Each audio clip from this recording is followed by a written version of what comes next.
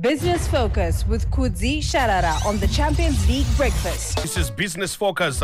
As always, we get to discuss what's happening in the world of business with Kudzie, Sharara. We will be linking up with Kudzie in just a moment as we get to discuss what's happening in the world of business. But first, we had promised you during the course of the last shows that we had, you had so many questions that you wanted to hear in terms of pensions and what. Okay, finally, we have managed to link up with Commissioner of Insurance and Pensions Commissioner, Dr. Grace Muradzikwa, to help us understand what's happening in the world of pensions right here in Zimbabwe. Good morning to you, Dr. Grace Muradzikwa, and welcome to Business Focus. Thank you. Good morning, Tinashe. How are you doing? Doing great, and thank you so much. Okay, Doctor, can you tell us more about the Insurance and Pensions Commission, IPEC? Tinashe, well, put it simply, we are the referee for the insurance and private occupational pension schemes. And please note private occupational pension schemes, because very often we get people coming to us on NASA issues, government pension scheme. You know, we restrict our role to private occupational pension schemes.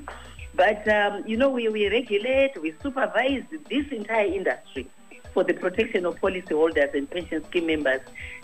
So you might also ask, who are the players in this industry? We are talking about insurance brokers, we are talking about short-term insurance companies, life insurance companies, reinsurance companies, funeral assurers, and then we are also talking about the pension fund and pension fund administrators. Finally, we also have a role to advise government on insurance and pension matters. I hope that's helpful, Tinashe. Very helpful, and we appreciate it. But one of the talking points at the moment is the compensation for the pre-2009 losses. Can you give us an update on this, and where are we right now? Okay, so maybe just to refresh a bit, for those who do not know much about the Justice Smith Commission, you know, this one was concluded in 2017. And IPEC was given a mandate by government in 2018 to spearhead the implementation process. So we issued the SI 162 of 2023 on 1 October 2023. In terms of this SI, it gave pension funds 90 days to prepare and submit compensation schemes to IPEC. So this 90 days, that was October, November, December of 2023. Thereafter, IPEC was given 30 days to assess these compensation schemes.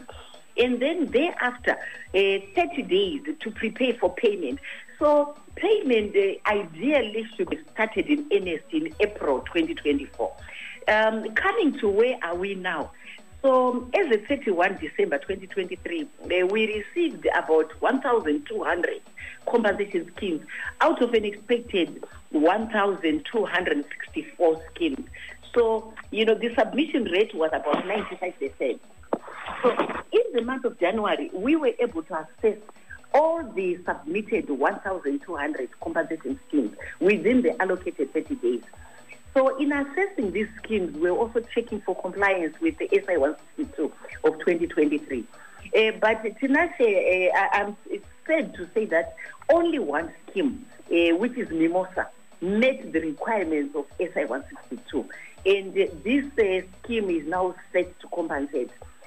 For our parties, IPEC, we've given feedback to all the unapproved schemes. That is what they still need to do to make sure that they comply with SI 162 of 2023. And we also have about 50 schemes which did not even make any submissions at all. They failed to make submissions. And these 50 schemes, we are now taking them to court. And this is again in line with the SI. So that's where we are. You know, not where we wanted to be, but unfortunately that is where we are. Okay, you spoke about where we are right now, having only, so far only one compensation scheme has been approved out of 1,200 funds. What are the sticking points? Yeah, so the main issue, Tinashe, is lack of granular data is required by the SI. So, our industry, again, I think is very unfortunate. They do not have the data that is required for them to comply, with SI 162. So what they presented to the Commission were very, very highly summarized reports. And in assessing, we want to understand how they arrived at the numbers which they submitted to us. And we are not able to do this unless, they give us the granular data, that is required by the SI. And also, what we also noticed is that there was lack of disclosure on some of the actuarial assumptions, that they made, where data was missing. So they realized that they didn't get data, membership data and so on, and they started making assumptions. And they having made those assumptions, they did not make full disclosures on the assumptions that they made. So, you are basically being asked to mark something, and you are not given the information to allow you to mark, whatever has been presented to you. But also very critical, in this process is that they've also been failing to demonstrate asset separation pre-2009. And, for us, this is right at the core of compensation. When we are talking about asset separation, these life insurance companies, and they were expected, by the Act, as they receive membership contributions, they should separate my assets belonging to policyholders and assets belonging to shareholders. So that when you tell us, Maria Kaparara, for instance, we want to be able to see my assets which you were buying using, the contributions of members, sure. So if you do not have, this asset separation, even for us to be able to build up, and compensate policyholders, it becomes very difficult. So for now, we've asked them to demonstrate this asset separation, as a precondition to compensation. Dr. Muradzikwa, as the commissioner of IPEC, are you confident of seeing through this? Is the compensation ever going to happen? Doctor? Compensation You know what, I have men and women here at the Commission who have committed themselves to making sure that this happens. For us, it's a game changer. Not only a game changer for the IPEC, but it's a game changer for the entire industry.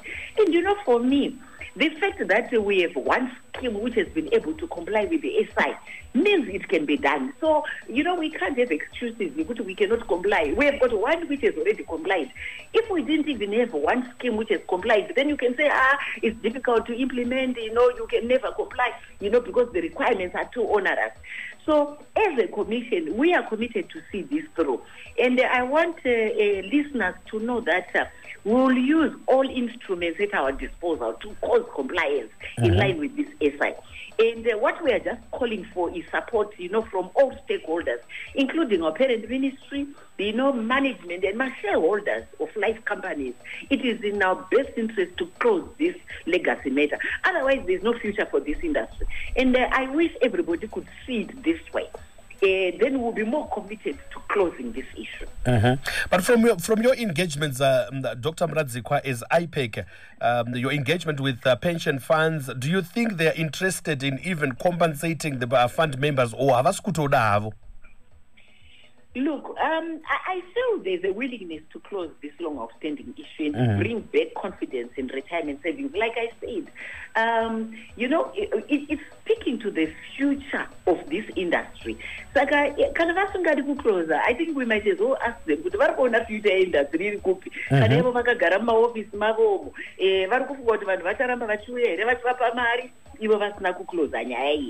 But I think the question that I've actually been asked many times is, does the industry have capacity to pay? Okay, no willingness, but and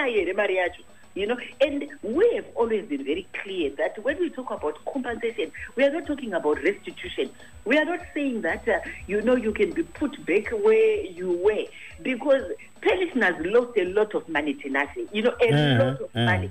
It is almost impossible to say, you'll be able to get back your money. But what we are wanting is, we look at the surviving assets. From these surviving assets, my pensioners what is due to them. So I think we also are very clear, I think, in terms of my sources of funds. But if you look at Section 4A, for instance, of our SI, we are calling for pensioners to be compensated to the fullest extent possible. to the fullest extent possible. So we expect funding to come from various sources. We are expecting them to levy existing assets to correct value transfer among members. We are also expecting if they comply with asset separation, we also correct value transfer between policyholders and shareholders. We believe that money comes back from policyholders and shareholders, and this money must be returned back to policyholders. Finally, I think, as you are aware also, our government has made a commitment to complement this compensation. So there is a commitment which has been made by government that they will make available to the Commission about 175 million US dollars. But government also wants to see the industry playing their part. They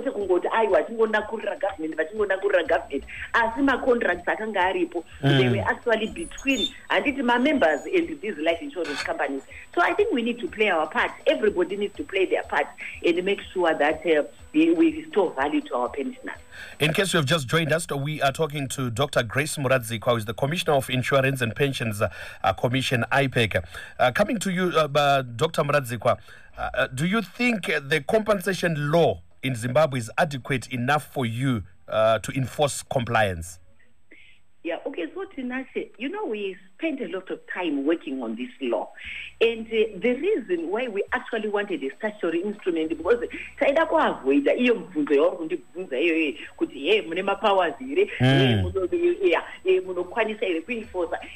sometimes we work a lot through my directives and so on. But you can get mischievous players who want to challenge even a regulator's directive, and so on. We know that happens. So we made sure this time round that we actually had an SI, which will allow us to enforce compliance.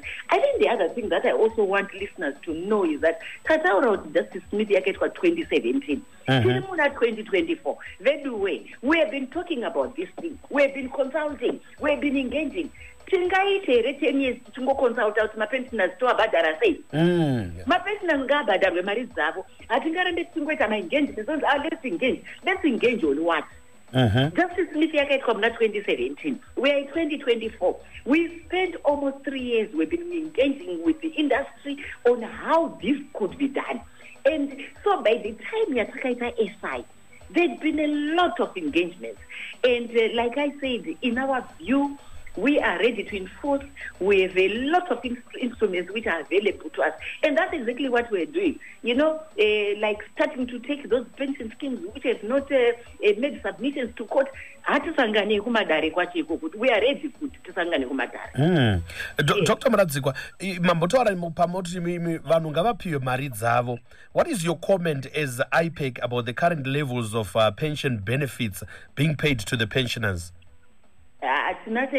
Inini yezinizvi handisati ndanyatosangana napension ari kufara yes commissioner so we have introduced what we are calling the bread index.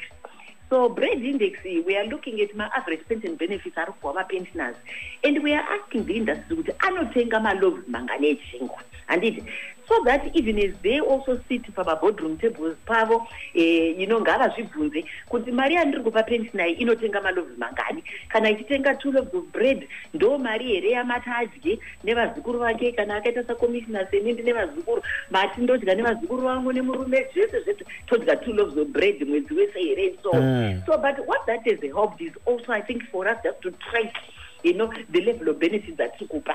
And so right now, definitely, the current pension benefits which are being paid, they are not meeting reasonable expectations of pensioners.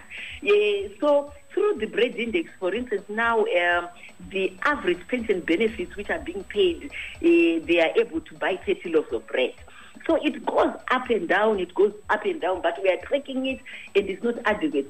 Pension tinase inofanongeri inonzi mudya ndigere. Andozataitaura kuti chokwadi chaicho ichocho. Ndigere kana uchitenga 30 loaves of bread. mapension anofanira kunge achisvikawo ati mwati vanhu kwanisa kuenda kuholiday vachiita sei, and stuff like that, and we are not yet able to do that. So definitely it's an area of improvement. It's something that we are not happy with as a commission. But sokutaura kwamaita kuti unofanira kugutsikanawo kuti ndakambosenza ndazorora ndapa mudya ndigere. Imimi ndimuri panyanga pacho, Dr. Muradzikwa, as a regulator. What are you then doing to ensure that the pensioners are benefiting, they actually get the benefits to meet reasonable expectations of your members? Yeah, Tinashe Unozeka, on that topic, to be honest with you, I don't know how much time we We've got 6 minutes left now. Yeah, this is a topic which, for me, we can take the whole day. We have been busy here at the commission, and unfortunately, we don't talk about a lot of the things that we are doing often enough. But let me just highlight some of the things that we've been doing. So let's look at just pension fund governance itself. No problems. So we introduced what is called the expenses framework, which I know a lot of people are not happy about. But what this expenses framework does is that it keeps my expenses as my service providers. What was happening also previously was that my service providers, my contributions are aware. My costs are my expenses. I'm not for my contributions. Such that there's actually nothing which goes towards the savings pot. So it's also we've now kept this.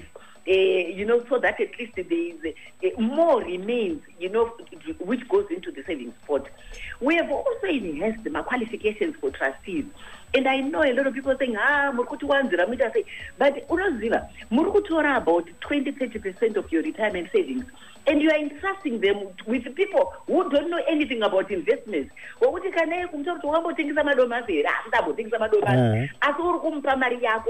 unfortunately, we have not been interested in some of these things. So I think my pension fund trustees, some of them did not even have qualifications to be able to advise a steward over my pension, my savings.